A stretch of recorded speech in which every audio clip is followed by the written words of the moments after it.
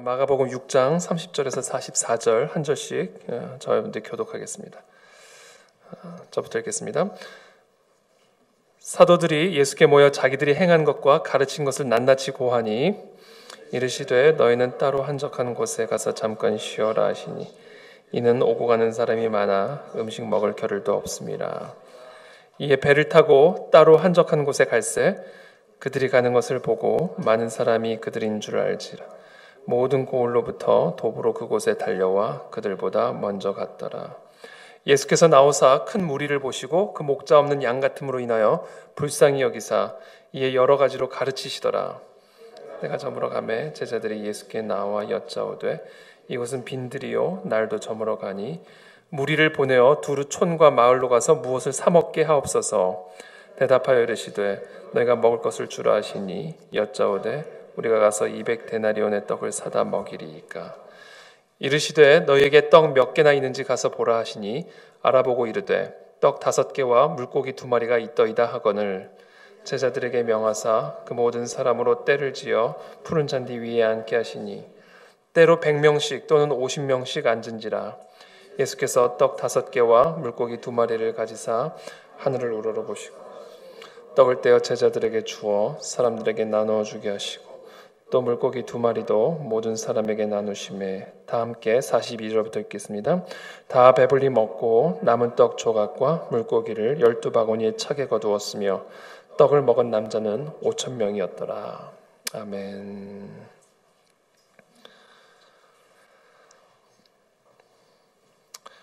오늘 이 본문 말씀 맨 마지막 말씀이죠. 다 배불리 먹고 남은 떡 조각과 물고기를 12바구니에 차게 거두었으며 떡을 먹은 남자는 5,000명이었더라. 우리 하나님이 하시는 일은 항상 이렇게 다 배불리 먹고 바구니에 차고 넘치게 거두는, 이것이 하나님이 하시는 일의 가장 중요한 특징입니다. 하나님은 간신히 채우시는 분이 아니라 배불리 먹고 차고 넘치게 채우시는 분이다. 우리 하나님이 우리의 삶 속에서 일하는 방식입니다. 하나님이 우리에게 주시는 선물은 항상 이렇게 배가 부르고 배가 부르는 것을 넘어 배를 차고 넘치게 하는, 생수가 배에서 차고 넘쳐 흐르는 거죠. 하나님이 우리에게 주시는 선물은 우리를 채울 뿐 아니라 채운 다음에는 그거 흘러갑니다. 흘러서 다른 사람들을 또 채우는, 내가 먹는 것으로 끝나는 것이 아니라 내가 먹고도 남음이 있는, 그래서 함께 나누는, 함께 먹는, 이것이 하나님이 우리 삶 속에서 행하는 일의 가장 중요한 특징이죠. 먼저 우리가 배가 불러야 됩니다. 그렇죠? 그 다음에는 그것이 차고 넘쳐서 다른 사람들을 배부르게 하는 그런 복의 통로로 우리들이 이제 쓰임을 받게 된다라는 것이죠. 자, 우리가 충만해지고 하나님이 주시는 그 복으로 우리가 먼저 충만하게 배부름을 얻고 그것이 이제 차고 넘쳐서 내 주변의 사람들에게까지도 흘러 들어가게 하는, 이것이 결국 우리의 삶인데, 이와 같은 삶을 살아가는 비결, 원리를 오늘 우리 본문을 통해서 배울 수가 있습니다. 여러분, 그와 같은 삶을 살기를 원하세요? 네, 먼저 내가 배부르고 그것이 차고 넘쳐 흐르는, 그래서 내 주변에 있는 사람들이 함께 배부르는, 정말 이 차고 넘치는 이 하나님의 은혜의 축복, 위로부터 임하는 그 하나님의 놀라운 선물을 누리는 삶의 원리가 있습니다. 첫 번째는 안식의 원리입니다. 안식. 우리가 하나님 안에서 참된 안식을 누릴 때 충만함을 누리게 됩니다.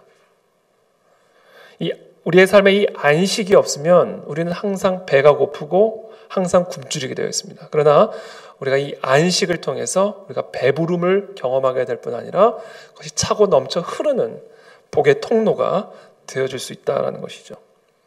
오늘 본문에 보시면 사도들이 예수께 모여 자기들이 행한 것과 가르친 것을 낱낱이 고하니 이르시되 너희는 따로 한적한 곳에 가서 잠깐 쉬어라 하시니 이는 오고 가는 사람이 많아 음식 먹을 겨를도 없음이라. 이에 배를 타고 따로 한적한 곳에 갈새 그들이 가는 것을 보고 많은 사람이 그들인 줄 안지라. 모든 고을로부터 도보로 그곳에 달려와 그들보다 먼저 갔더라. 오늘 이 본문에서 특별히 반복되어지는 단어가 하나가 있는데 그것이 바로 한적한 곳이라는 단어입니다. 한적한 곳. 제자들이 예수님이 행하신 일들을 자기들도 행하고 정말 예수님 말씀하신 것처럼 귀신들이 떠나가고 안진뱅이들이 일어나고 자기들이 기도를 해주니까 소경이 눈을 뜨니 얼마나 놀랐겠어요. 아마 계속 하고 싶었을 것 같아요. 밥 생각도 없을 것 같아요. 안진뱅이 없나? 소경은 없나? 얼마나 신기하고 재밌고 놀라웠겠어요. 그렇게 막 흥분이 돼가지고 예수님께 와가지고 일어났던 일들을 딱 보고를 하는데 갑자기 주님이 중단을 시킵니다. 그리고 한적한 곳에 가자. 그리고 거기서 이제 음식을 먹으면서 쉬는 시간을 갖죠. 안식의 원리를 우리에게 가르쳐주고 있습니다. 안식의 원리. 예수님도 마찬가지로 이와 같은 삶의 리듬이 있었습니다. 새벽 미명에 산속 깊은 곳에 가서 하나님과의 깊은 교제를 한 이후에 나와서 소경의 눈을 뜨게 하고 안진뱅이를 일으키고 나병 환자를 치유하는 강력한 기적을 차고 넘쳐 흐르게 하셨죠. 복의 통로로 어마어마한 사역을 하시죠. 그리고는 갑자기 무리들을 다 떠나버립니다. 그리고는 산속 깊은 곳에 가서 또 하나님과 깊은 안식과 독대의 시간을 가지시죠. 그리고 나서 또 오셔서 군중들 틈에서 기적을 베푸시고 천국 복음의 능력을 드러내시고, 그리고 또 깊은 곳에 들어가셔서 하나님과 깊은 교제를 하시고, 사역과 그침의 리듬이 이 예수님의 사역의 삶의 아주 중요한 원리입니다. 안식이라고 하는 단어는 그 뜻 자체가 그치다, 중지하다라는 의미를 갖고 있습니다. 일을 그치는 거죠. 일을 그친다라는 것은 성취와 생산의 필요에 대한 그침을 의미합니다. 내가 꼭 무언가를 성취해야만 하고 내가 무언가를 반드시 생산해내야만 한다라고 하는 이런 강박관념을 그치는 거죠. 또한 성공을 위한 성공의 기준으로 말미암은 염려와 긴장을 그치는 것을 의미합니다. 내가 이것을 못 해내면 어떡하지? 내가 이 뜻을 제대로 감당하지 못하면 어떡하지? 지금 내 앞에 산적해는 이 모든 문제들을 내가 제대로 마무리 짓지 못하면 어떡하지? 와 같은 이 삶의 염려와 긴장을 그치는 거죠. 중단하는 겁니다. 그리고 이와 같은 모든 그침은 궁극적으로 내가 내 삶의 하나님인 양, 내 삶을 통제하려고 하는 노력에 대한 그침, 내가 내 삶의 주인 노릇하는 것, 내가 내 삶의 하나님 노릇하는 것을 그치는 그침, 바로 이것이 안식의 의미다라는 것이죠.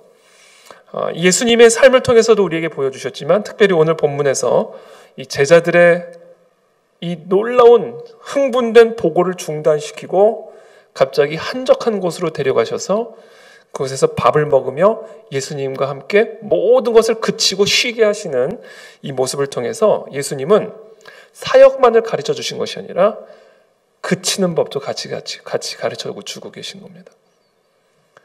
놀라운 하나님의 역사와 천국 복음의 능력을 행하는 그와 같은 사역을 주님께서 제자들에게 가르쳐 주고 계실 뿐 아니라 그 모든 것을 가능케 하는 그침, 그 모든 사역의 열매들을 가능케 하는 안식을 주님께서 같이 가르쳐 주고 계신다. 여러분, 쉬는 것을 두려워하지 마십시오. 그치는 것을 두려워하지 마십시오. 중단하는 것을 절대로 두려워하지 마세요. 제가 제자라면 두려웠을 것 같아요. 이러다 내 속된 말로 기도발이 떨어지면 어떡하지? 이렇게 밥 먹고 쉬다가 난 좀 전까지만 해도 막 소경에 눈을 뜨게 하고 안진뱅이를 일으켰는데 막 지금 내 안에 성령 충만한데 이렇게 편하게 앉아가지고 밥 먹다가 이거 다 까먹어버리면 어떡하지?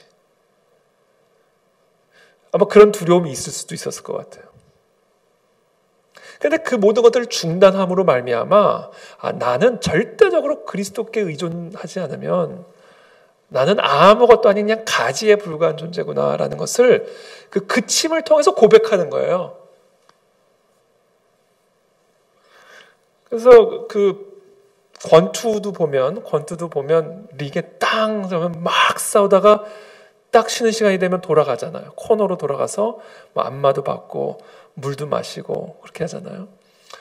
그런 것처럼 사역과 그침, 사역과 쉼의 이 리듬이 바로 배불리 먹고 차고 넘쳐 흐르게 하는 삶의 생명의 원리다라는 겁니다. 이와 같은 이 안식의 원리가 회복되기를 축복합니다. 하나님은 이 안식의 리듬, 일하고 쉬고의 이 안식의 리듬을 매일 데일리 베이시스로 심어 놓으셨습니다. 자고 일어나고 자고 일어나고, 그렇죠? 자고 일어나고 자고 일어나고. 유대인은요, 해가 지면서, 금요일 해가 지면서부터 안식일이 시작이 됩니다. 그러니까 해가 지면서 하루가 시작이 되는 거예요. 해가 지면서. 해가 뜨면서 하루가 시작이 되는 게 아니라 해가 지면서 하루가 시작이 됩니다. 그래서 창세기도 보면, 제가 성경책을 가서 어떻게 되죠? 제가 도와주세요. 창세기 1장에 보면 어떻게 되죠? 네? 저녁이 되고 아침이 되니, 그렇죠. 제가 그 단순한 걸 제가 왜 몰랐을까? 저녁이 되고 아침이 되니, 저녁이 되고 아침이 되니, 이게 하루의 패턴이에요. 그침으로 일이 시작이 돼요, 하루가. 모든 일이 중단함으로 일이 시작이 되는 거예요. 이게 하나님이 정하신 하나님의 관점에서의 하루입니다. 우리가 생각할 때는 아침에 일어나서 우리가 이제 출근을 하고 학교를 가고 우리가 이제 일을 하면서 하루가 시작이 되는 것 같잖아요. 그게 아니라는 건, 그거는 착각이라는 거예요. 우리의 하루는 우리가 씻고 잠자리에 들면서 하루가 시작이 돼요. 하나님이 일하심으로 우리는 쉬고, 하나님이 일하심으로 하루가 시작이 되는 겁니다. 하나님은 우리가 이것을 깨닫기를 원하세요. 이거를 깨닫기를 원해요. 왜? 이게 하나님의 열매 맺는 삶의 원리입니다. 그래서 우리는 매일같이 그와 같이 쉬고 일하고 쉬고 일하고, 내가 쉬고 내가 일하고, 그러니까 하나님이 먼저 일을 시작하시면 우리가 앞에서 그 하나님이 시작하신 일에 동참하는 개념이에요. 동참하는 개념. 내가 하루를 시작해서 하나님을 내 삶에 동참시키는 개념이 아니라 내가 모든 것을 중단하고 완전히 쉬는 그 가운데 하나님이 일을 시작하시고 우리는 깨어 일어나 하나님이 시작하신 그 일에 동참하는, 동행하는, 이것이 우리의 삶 속에서 생명의 열매를 맺는 원리다라는 겁니다. 그래서 우리는 안식을 통해 나를 중단시키고 하나님의 역사심을 우리들이 바라보는 그 삶의 훈련이 회복이 되어진다라는 겁니다.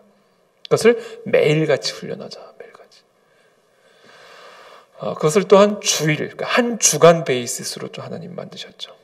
월요일부터 토요일까지는 일을 하고 주일에는 쉬고. 그래서 우리는 한 주의 시작을 월요일이 아닌 주일로 보죠. 우리는 주일날 모든 일을 중단하고 우리의 모든 삶, 우리의 모든 생산, 우리의 모든 성취, 우리의 모든 생명은 다 여호와 하나님께 완전히 의존적입니다라는, 그래서 우리가 한 자리에 모여서 우리의 모든 생산적인 일을 중단하고 그저 하나님만을 바라보며 함께 하나님을 예배함으로 한 주간을 시작하도록, 이게 하나님이 이 인간 안에, 인생 안에 심어두신 시간의 리듬이다라는 겁니다. 우리는 그 시간의 리듬을 탈 때 우리는 하나님과 함께 동행하며 하나님의 놀라운 열매를 맺는 삶을 살아갈 수 있다는 것입니다. 그래서 저는 이 시간 축복합니다. 쉬는 것을 두려워하지 마십시오.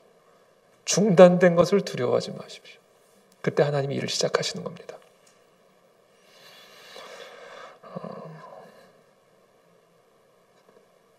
여호와께서 집을 세우지 아니하시면 세우는 자의 수고가 헛되며 여호와께서 성을 지키지 아니하시면 파수꾼의 깨어 있음이 헛되도다.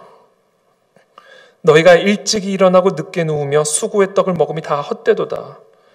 그러므로 여호와께서 그의 사랑하시는 자에게는 잠을 주시는도다. 이게 정확한 번역이 아닙니다. 너희가 일찍 일어나고 늦게 누우며 수고의 떡을 먹음이 헛되도다. 그러므로 여호와께서 그의 사랑하시는 자에게는 잠을 주시는도다. 이거는 원래 정확한 번역이 이렇게 돼야 됩니다. 하나님께서 사랑하시는 자에게는 자는 동안에도 빵을 주시는도다예요.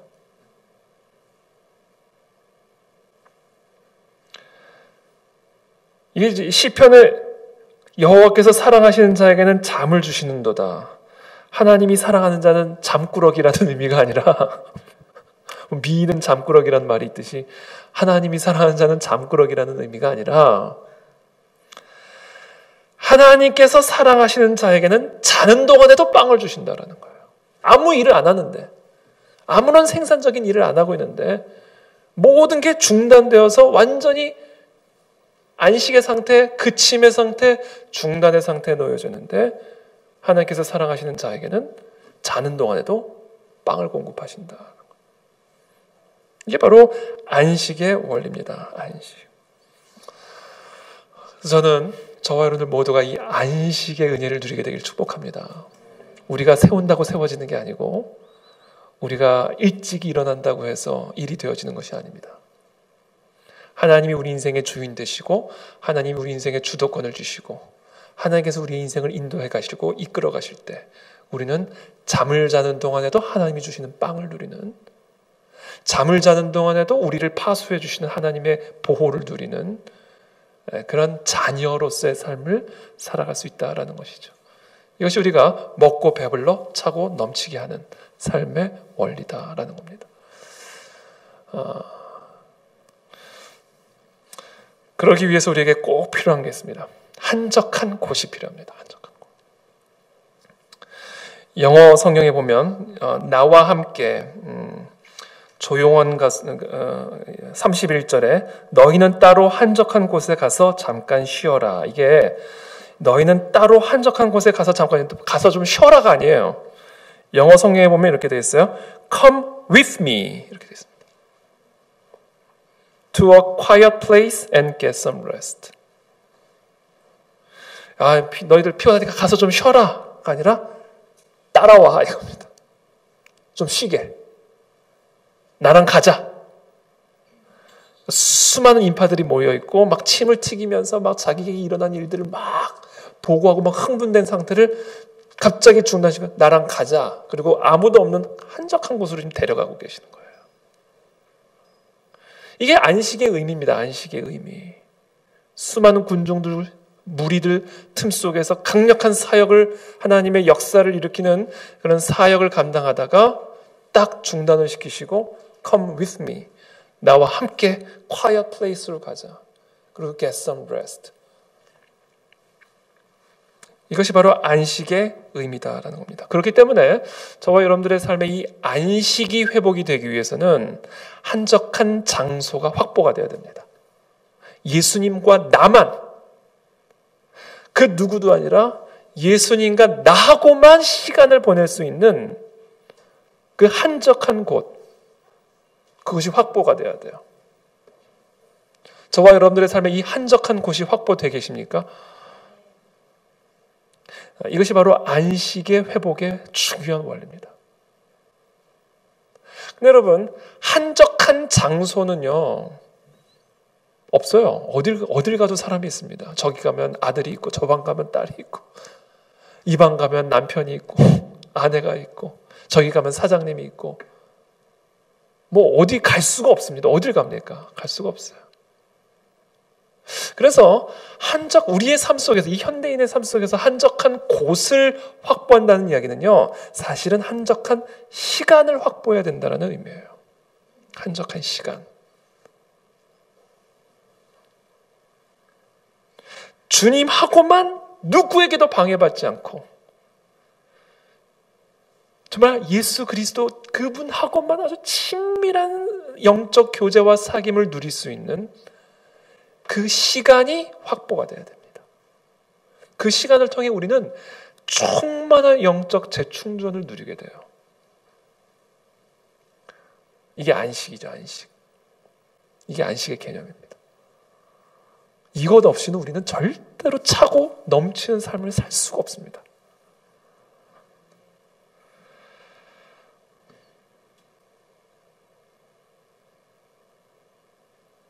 예수님의 삶의 패턴이에요. 새벽 아직도 밝기 전에 예수께서 일어나 나가 한적한 곳으로 가사 거기서 기도하시더니, 예수님이 친히 보여주신 거예요. 그리고 이제 또 제자들에게 친히 가르쳐주는 Come with me. 내가 그러는 것처럼 새벽 밝기도 전에 일찍 일어난 내가 항상 한적한 곳에 가서 하나님하고만, 나의 아버지 하나님하고만 아주 친밀한 영적 교제와 사귐을 누렸던 것처럼 너희도 모든 것을 중단하고 come with me, 한적한 곳으로 가자. 이것을 가르쳐주고 계시는 거예요. 우린 이거를 배워야 됩니다. 이거를. 여기에 진짜 능력의 근원이 있고 여기에 진짜 능력의 비밀이 있는 겁니다. 모든 능력은 여기서부터 나오는 거예요. 나는 포도나무여 너희는 가지라. 내가 저 안에 저가 내 안에 거해야 열매를 맺지 나를 떠나서는 아무것도 할 수 없다 얘기하잖아요. 그러니까 이 제자들의 이 놀라운 사역의 열매의 핵심 원리가 어디에 있는가? 이 안식에 있었다. 근데 사람들은 뭐를 해야 생산한다고 생각을 해요. 지금 뭔가 일을 해야 뭔가 일이 일어난다고 생각한단 말이에요. 모든 일을 중단하고 예수님하고만 그냥 아무도 없는 곳에서 가만히 그분하고 영적 교제와 사귐을 누리는 시간은 허비라고 생각을 합니다. 이 생각이 바뀌어져야 된다는 거예요. 이 생각이. 그거를 지금 예수님은 제자들에게 가르쳐주고 계신다.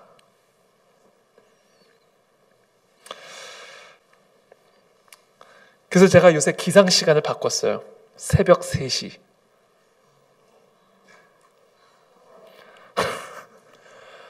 오늘부터 시작했습니다. 제가 작년에 하나님이 제게 주신 도전은 일주일에 한 번씩 금식하는 거였거든요. 그래서 목요일마다 금식하잖아요. 물론 6시까지. 6시부터는 이제 밀린 음식을 다 먹고 있지만 그래서 하루 금식을 하는 거. 그게 지난 한 해에 하나님이 제게 주셨던 안식의 원리예요. 먹는 것을 그치는 거죠. 먹는 것을 그치는 거. 떡을 그치는 거예요. 그래서 전적으로 하나님에게 모든 것을 의탁하는 이 안식의 원리를 가르쳐 주셨죠. 사실 금식하면요, 책도 안 읽히고 설교 준비도 잘 안 돼요.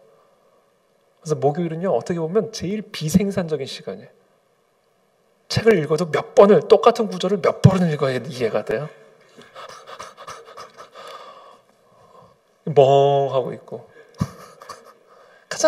제 일주일 중에서 가장 비생산적인 시간이 목요일이. 뭘 할 수가 없어요. 홍 목사님도 좀 같이 금식하고 둘이 그냥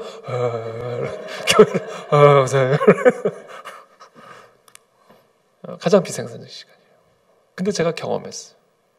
그 시간을 통해 뚫리더라고요. 모든 게. 그 시간을 통해. 이게 안식의 원리죠. 먹는 것을 그치는 거.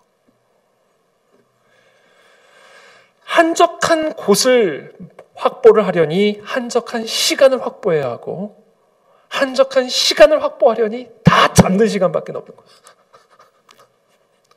아무도 나한테 전화 걸지 않고 아무도 나한테 카톡하지 않고 아무도 나를 찾지 않고 다 주무시고 계시는 그 시간. 그 시간에 깨지 않으면 한적한 시간을 언제 확보하냐는 거죠. 언제. 그래서 제가 올 한 해 하나님이 제게 주신 안식의 두 번째 미션, 새벽 3시 기상, 4시 출근. 새벽 4시 출근. 그래서 오늘 새벽 4시부터 와서 기도를 하는데요. 야, 이래서 새벽 3시에 일어나는구나.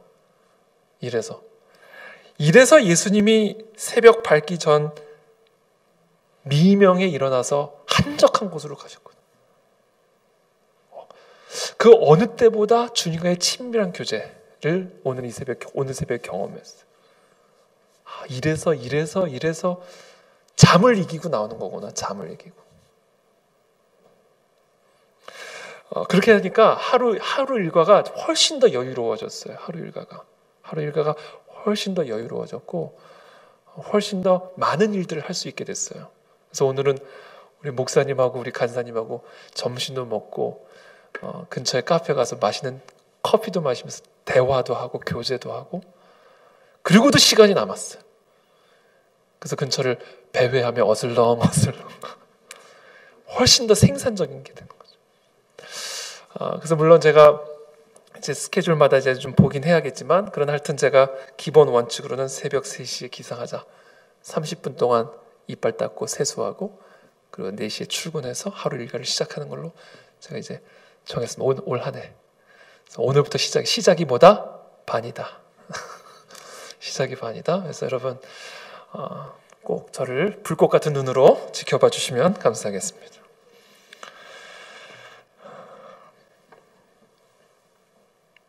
제가 뭐를 느끼냐면 올 한 해 시작하면서 더 큰 저항이라는 표현은 옳지 않고, 여러분 웨이트 트레이닝을 할 때 이걸 올리잖아요. 웨이트를 조금씩 올리잖아요.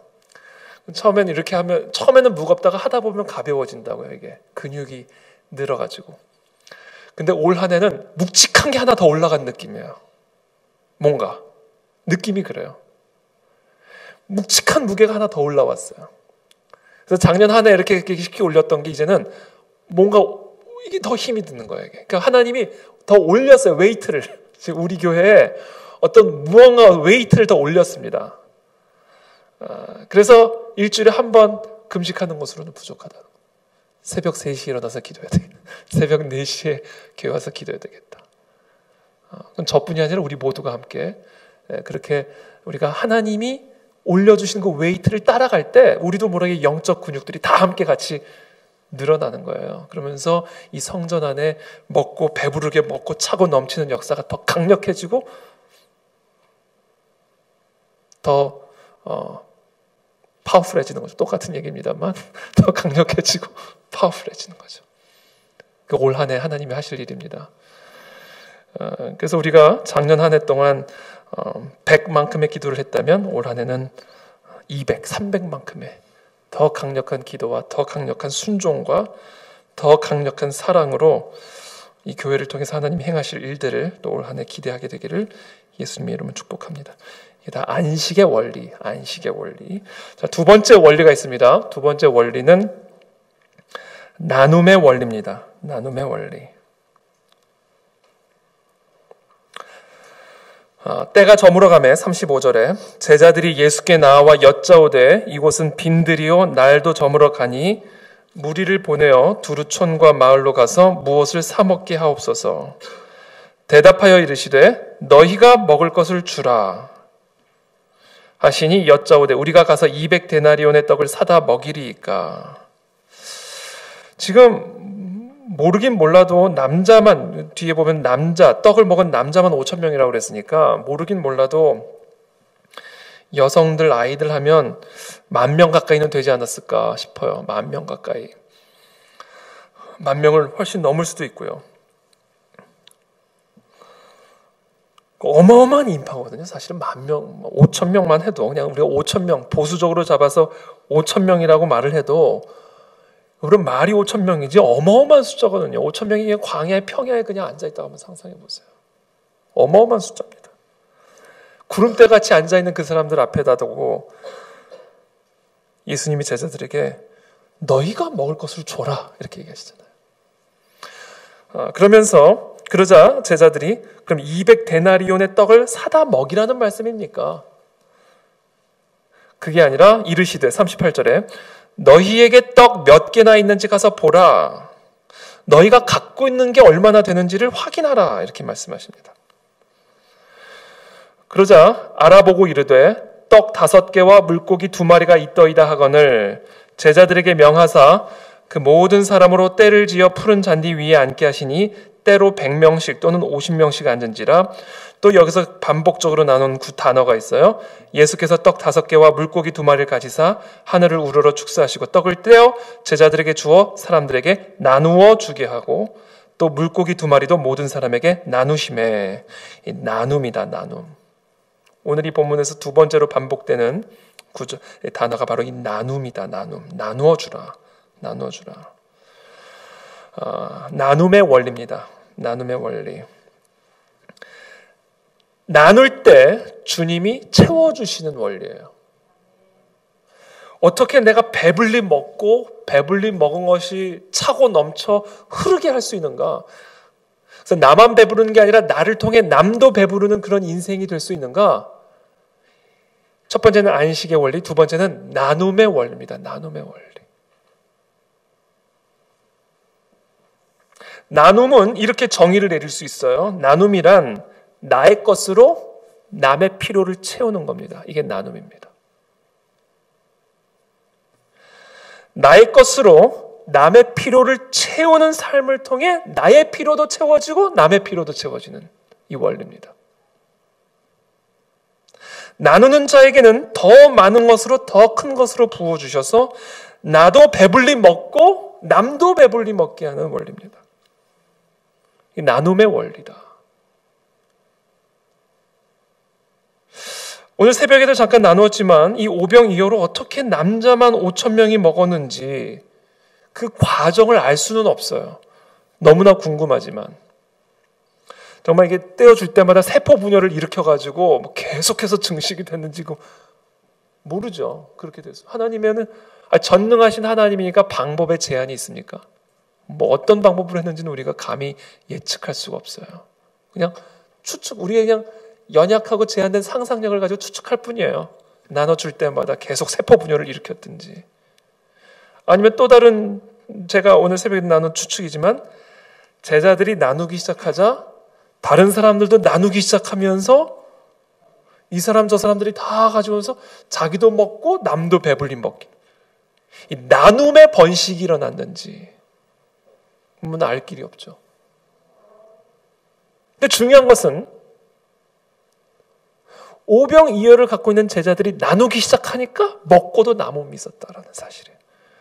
그것이 세포의 분열을 통해서 그런 일이 일어났는지 아니면 나눔의 분열을 통해서 5,000명이 먹고도 남음이 일어났는지 하나님에게는 제한이 없는 분이니까 어떤 일이 일어났는지는 우리는 알 수 없지만 분명한 사실 하나는 이 제자들이 자기가 갖고 있는 것을 얼토당토하는 양이지만 수많은 사람들 앞에 그들의 필요를 채우기에는 얼토당토하는 부족하고 연약한 오병이어에 불과한 것이지만 그것을 주님의 명령에 따라 그저 나누기 시작하니까 그것이 세포 분열을 통해서든 나눔의 분열을 통해서든 남자만 5,000명이 먹고도 남음이 있는 기적의 역사가 일어났다라는 겁니다. 그래서 오늘 본문은 우리에게 가르쳐 줍니다. 가지고 있는 것을 나누라. 200데나리온을 만들어서 나누는 게 아니라 주님은 말씀하시죠. 너희에게 몇 개가 있는지를 확인하라. 그리고 그것을 나눠주라. 그러니까 오늘 주님이 우리에게 주시는 명령은 아주 단순해요. 너희가 갖고 있는 것을 나눠주라는 겁니다. 그것으로 5,000명을 먹이든 10,000명을 먹이든 그것은 너의 소관이 아니라 전능하신 예수 그리스도의 소관이니까 너희는 너희가 얼마를 가지고 있는 오병이어를 갖고 있는지 얼만큼의 물고기와 떡을 갖고 있는지를 확인하고 그냥 그것을 나눠주라는 거예요. 그것으로 5,000명을 먹이든 10,000명을 먹이든 10만 명을 먹이든 그건 네 소관이 아니라 그건 내 소관이니까 너의 역할은 나누라는 거야. 얼만큼이 있는지를 확인하고 나누라는 겁니다.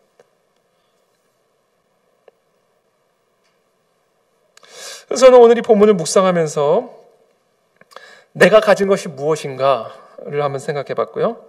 또 내가 가진 것을 누구에게 나눠줄 것인가를 한번 생각해 봤어요.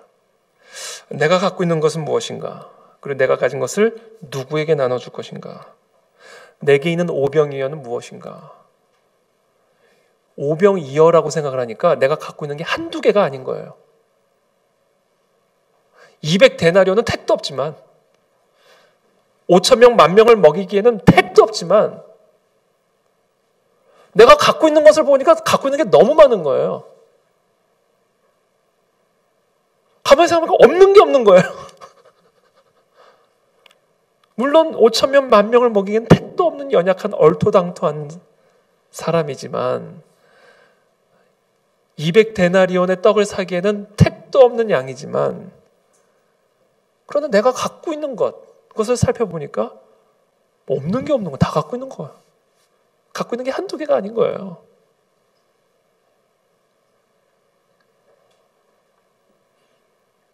그래서 제가 질문을 바꿨어요. 내가 가진 게 무언가를 따질 것이 아니라 내가 가진 걸 누구하고 나눌 거의 문제가 아니라 내 삶의 중심, 내 삶의 목적과 방향 자체가 남의 필요를 채우는 삶을 위해 살아가야 되는 거구나라는 것을 제가 이 본문을 통해 다시 한번 생각했습니다. 내가 뭘 가지고 있지를 고민할 부분이 아니라 내가 가진 것을 가지고 누구에게 나눠줄 수 있을지를 고민할 문제, 그걸 고민할 문제가 아니라 우리에게 있는 오병이어, 오병이어조차 없는 사람은 없습니다, 이 세상에.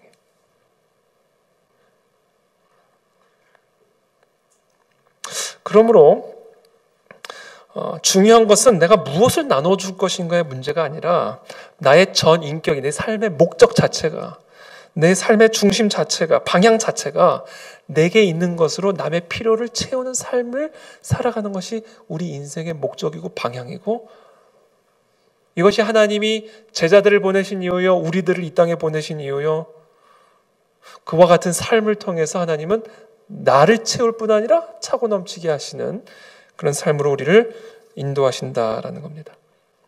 저는 이 시간 축복합니다. 우리의 삶의 방향과 목적이 나의 필요를 채우는 삶이 아니라 내가 가진 것으로 남의 필요를 채우는 삶, 우리 인생의 목적이고 방향이고 하나님이 우리의 삶을 향해 갖고 계신 뜻이다라는 겁니다. 그럴 때 나의 필요도 채워지고, 그리고 그것이 차고 넘쳐 남의 필요도 채우는 인생이 되어질 수 있다. 이것이 바로 배불리 먹고 남은 떡 조각을 12광주리에 차고 넘치도록 거둘 수 있는 삶의 원리다라는 거죠. 우리는 이것을 항상 망각하죠. 자꾸 망각하죠.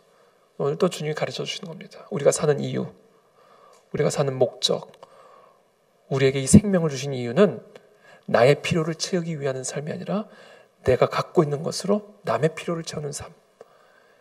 그럴 때 그 나눔이 더 커지고 커져서 그것이 어떤 방식으로 그렇게 커졌는지는 누구도 알 수 없지만, 물 떠온 하인도 모르지만 언제 물이 포도주가 됐는지는. 그러나 우리가 나눌 때마다 어떻게 이루어졌는지 모르지만 5,000명이 먹고도 남음이 있는 그런 역사가 우리의 삶 속에서 이루어질 수 있다는 겁니다. 조지 밀러가 그랬다고 그러잖아요. 고아의 아버지. 조지 밀러는 어디 가서 이렇게 돈 달라고 한 적이 없대요. 처음에는 몇 명의 고아를 데리고 기도만 하는 거죠. 기도의 아버지잖아요. 고아의 아버지이면서 기도의 아버지. 그냥 기도만 한 거야. 이거 우리 아이들 어떻게 먹일 수 있을까? 그렇게 하루는 먹을 게 없는 거예요. 식량이 다 떨어져가지고. 그래서 식탁에 아이들을 앉혀놓고 빈 그릇만 쫙 놨대요. 이거 실제 사례입니다. 빈 그릇에다 수조를 해가지고 식탁에 딱 아이들을 앉혔대. 그리고 기도를 했대요. 이렇게 기도를 하고 딱 하는데 똑똑똑 해가지고 나가 보니까 음식 음식 패키지가 그 문 앞에 딱 배달이 된 거예요. 뭐 그런 예와 사례들이요 한두 가지가 아닙니다. 조지 밀러의 이야기는. 그러니까 우리가 누군가의 필요를 채우고자 하는 삶의 목적과 방향만 분명하면, 그리고 그것을 내가 갖고 있는 것이 오병이요, 빈 그릇이라 할지라도, 내가 갖고 있는 것이라고 하는 빈 그릇밖에 없을지라도 그거라도 드리면 그것을 채우는 것은 하나님의 소관이다라는 거예요. 그래서 저는 우리의 삶의 방향과 목적이 남의 필요를 채우는 일에 정확하게 맞춰져 있다면 하나님이 우리에게 위로부터 임하는 지혜를 부어줄 거라 믿습니다. 능력을 부어주실 것이고, 재물을 부어주실 것이고, 아낌없이 부어주실 것이다. 먹고 배불러 차고 넘치도록. 우리의 마음의 중심, 삶의 방향과 목적이 그 누군가의 필요를 채우는 일에 초점만 맞춰져 있다면. 그래서 지옥에 가면 사람들이 다 피골이 상접해 있다고 그러잖아요. 천국에 가면 다 살이 쪄 있고. 근데 가보니까 수저가 이렇게 길다 그러잖아요. 지옥에. 이건 뭐 다 지어낸 얘기겠습니다만 뭐 이해를 돕기 위해서. 지옥에 가면 그 긴 수저를 가지고 자기가 먹으려고 못 먹어가지고, 그 긴 수저를 가지고 어떻게 먹습니까? 팔이 짧은데. 팔의 길이가 한계가 있는데 이 팔의 2-3배 되는 수저로 어떻게 밥을 먹어요? 근데 그거를 먹겠다고 막 이러고 있으니까 피골이 상접한 거예요. 천국에 갔더니 어떻게 된다 그래요? 그것을 건너편 사람에게 먹여주고, 건너편 사람은 나한테 먹여주고, 그렇게 서로 먹여주면서 서로 배부르게 먹고 남음이 있는. 그러니까 똑같은 수저와 똑같은 음식을 갖다 줘도 나의 필요만을 위해서 사는 자들은 그렇게 피골이 상접하게 되는 것이고, 남의 필요를 위해서 내가 갖고 있는 것을 나눠줄 때에는 그것이 천국이 되는 거다. 이것이 천국의 원리고 먹고 배불러 차고 넘치게 하는 삶의 원리다라는 겁니다. 우리는 타락한 본성을 갖고 있기 때문에 이 원리를 항상 망각하지만, 그러나 우리가 항상 이 원리를 붙들고 하나님 앞에 도움을 구하며 내가 갖고 있는 그것으로 나누는, 그래서 차고 넘치는 하나님의 은혜를 누리는 저와 여러분들이 되시기를 축복합니다. 마지막으로 세 번째입니다. 순종의 원리죠. 순종의 원리. 참 이거 순종하기 어려웠을 것 같아요. 너희가 먹을 것을 주라. 명령입니다. 계속 예수님은 명령만 하셔요. 한적한 곳에 가서 쉬어라. 너희가 먹을 것을 주어라. 떡 몇 개가 있는지 가서 봐라. 5개와 물고기 2마리가 있다고 말씀을 드리니까 떡을 떼어 제자들에게 주어 사람들에게 나누어 주어라. 물고기 2마리도 모든 사람에게 나누어 주라. 계속해서 명령만 하고 계십니다. 그리고 제자들은 정말 어떻게 보면 얼토당토하는 이 명령에 계속해서 순종하며 나아가고 있죠. 저는 오늘 이 본문 말씀을 묵상하면서 주님의 말씀에 의지하여 이 시작하는 것이 기적의 비밀이다라는 것을 한번 묵상해 보았습니다.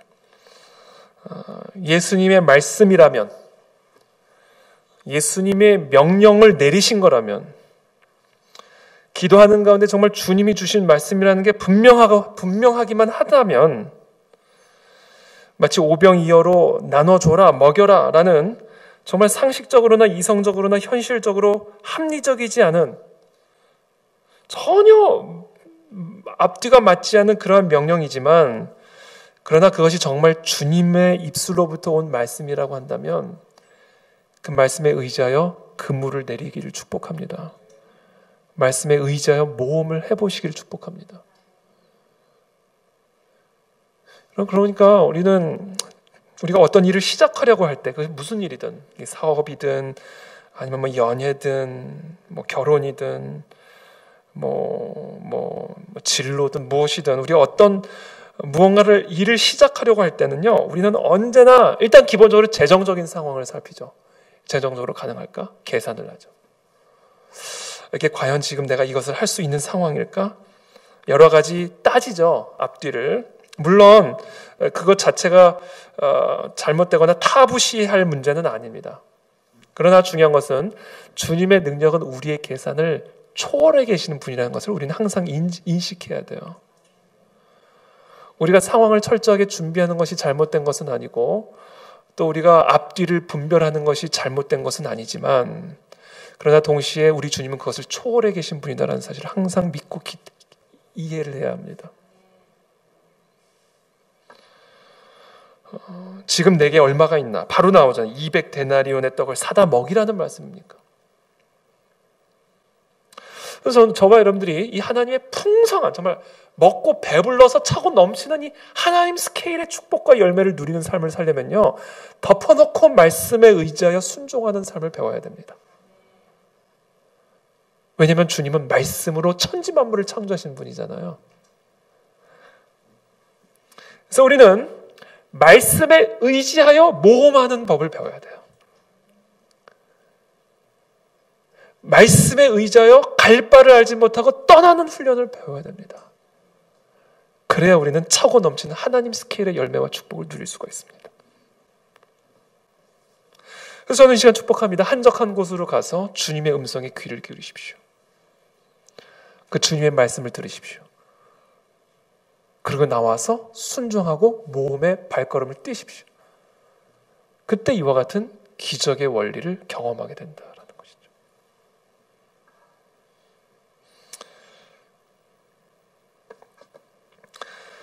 사실은